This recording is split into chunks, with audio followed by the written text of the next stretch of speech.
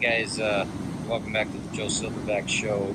I'm down at the seashore, and hopefully this is, I'm speaking loud enough to compensate for the sound of the wind. But you can see right there, there's pelicans flying over the ocean. And let's see if I can turn this around. So that was a little bit of a teaser showing you guys the pelicans over the seashore, and I intentionally stayed down at the seashore while I was rereading a great book. It's called, yeah, that's brilliant. It's Consilience by Edward Wilson, and one of the reasons why I'm reading that book, because Wilson is a 80-year-old biologist who has spent an immense amount of his time looking at sociobiology, and in this book, one of the things that he's bringing up is the question that I brought up in the last video. I'm going to turn it a little bit like this, guys, because it's too hard to hold. Bringing up in the video in terms of gene sequencing.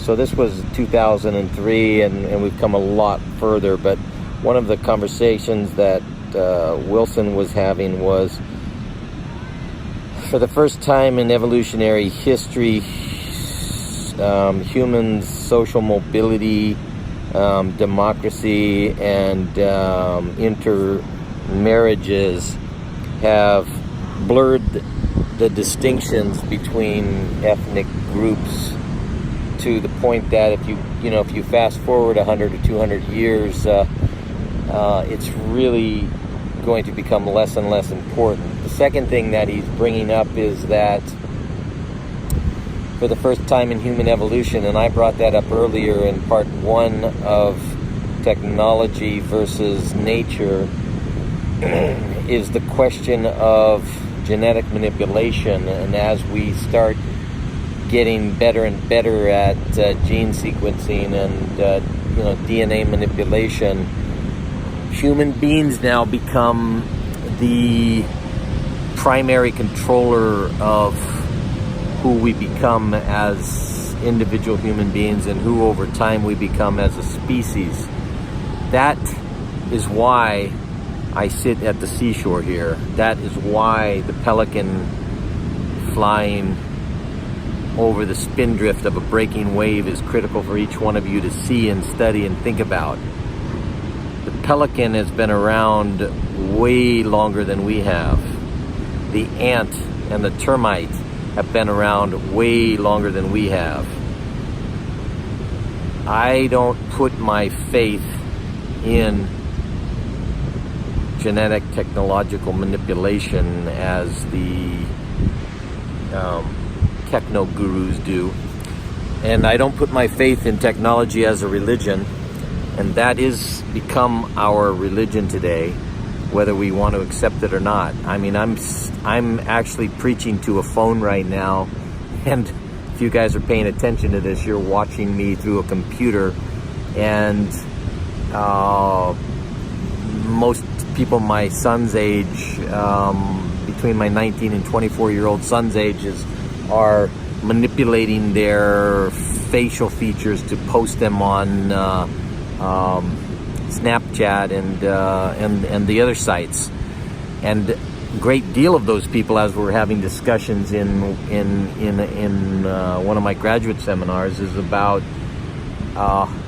young people wanting surgeons to make their faces to match their computer profiles.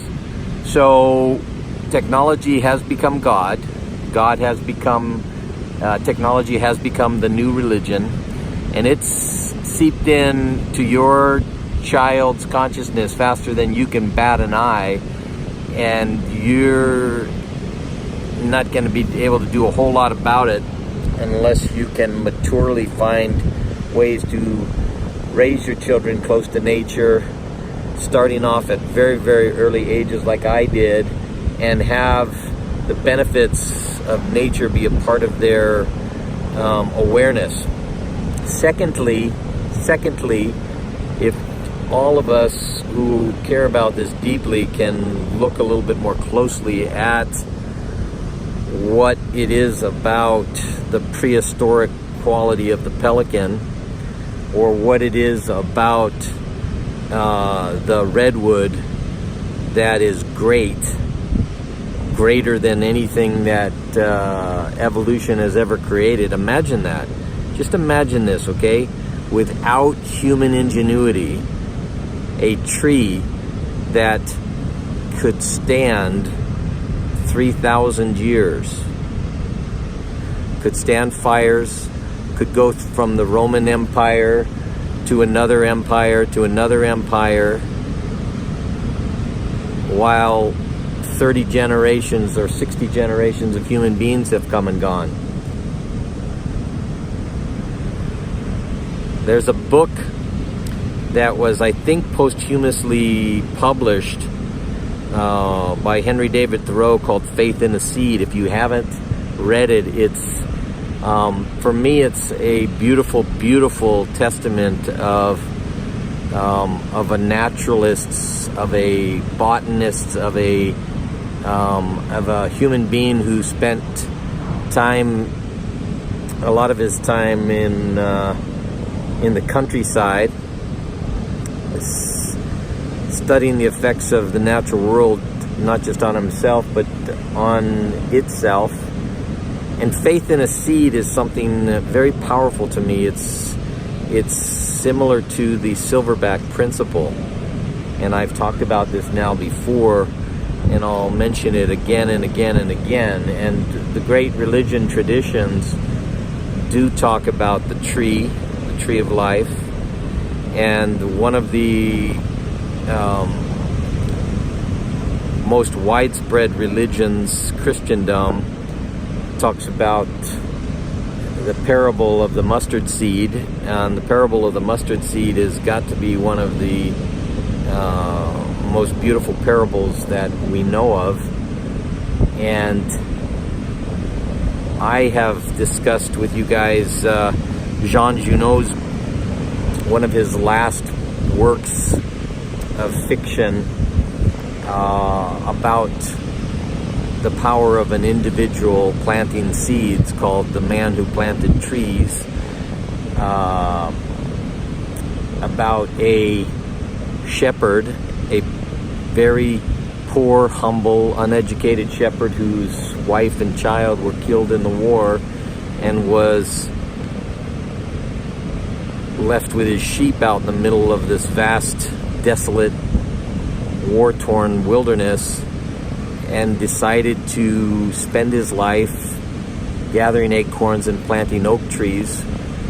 And after 3 decades of doing that, what incredible life that was regenerated.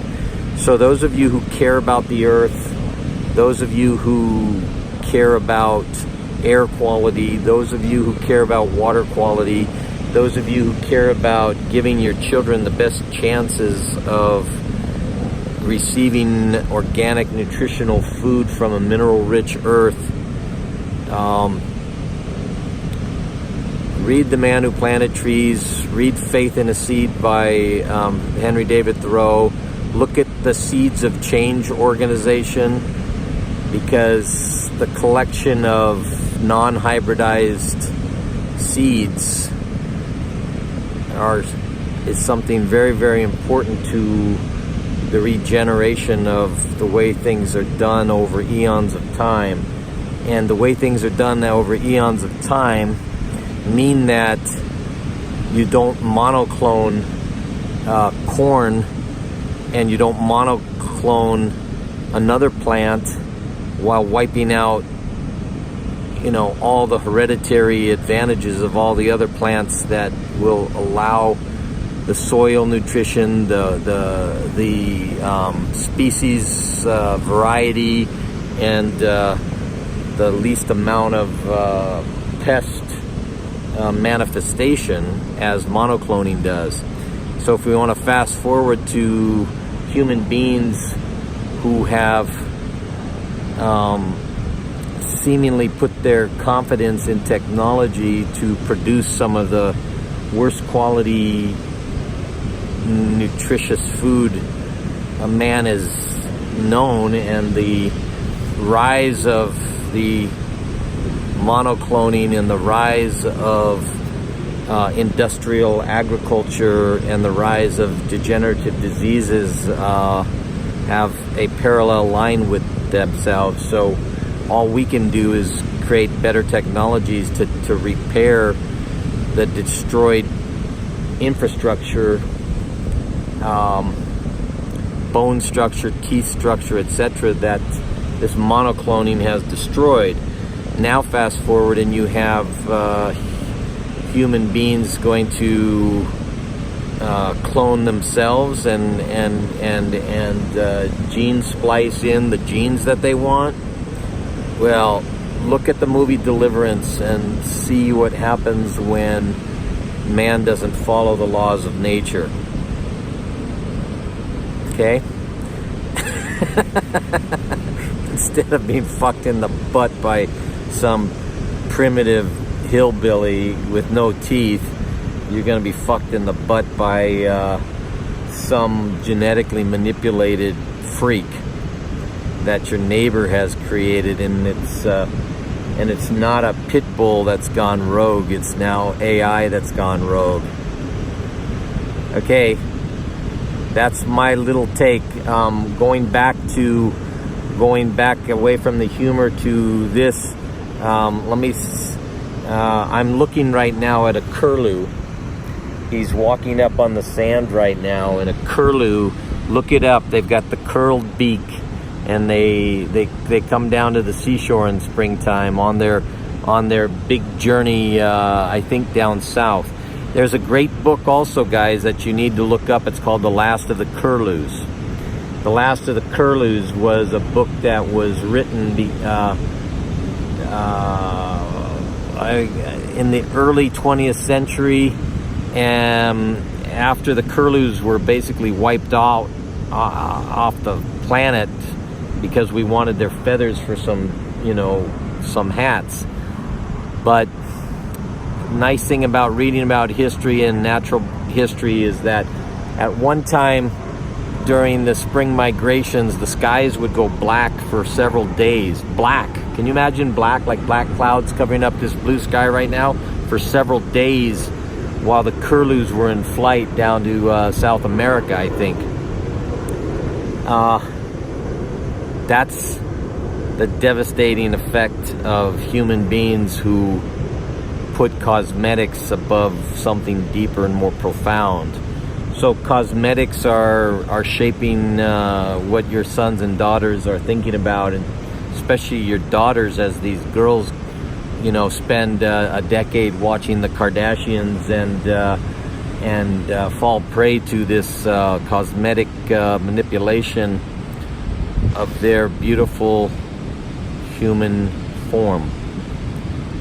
One of the most important things that I think that we can do in Nature Inside, Nature Outside is understand that beauty is something that is part of our interior evolution. The concept of beauty and the concept of knowing thyself and the concept of accepting who I am as a human being and being very, very comfortable with what I was born with is very powerful.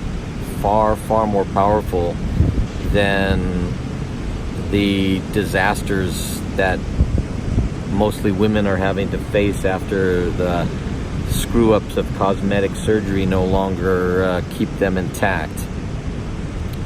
So Hollywood's not my model, and techno geeks creating code for AI is not my model. I am very, very, very appreciative of some of the technological advances that have allowed me to sit down at the seashore and communicate with you. And I'm very, very frightened for my children and my grandchildren and several generations down the road who are becoming inundated with technology to the point that so right now my grandchildren and my nieces don't know what a typewriter was. That's okay, because that's a machine. But what's not okay is when they don't know what a pelican is, because they're only getting what's on their phones and what's on the computer, but they're never swimming out in the ocean and looking eyeball to eyeball with a pelican. They're never climbing the mountain and seeing the eagle soaring above, because they're getting it from a virtual experience.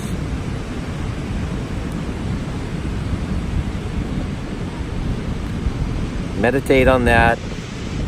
Bring yourself and your children into wild nature and understand that there's something about the who you are and the who I am that can only be found in wild nature. And if there's any hope for our future, it's through a reconnection with our primal instincts. Stay in touch.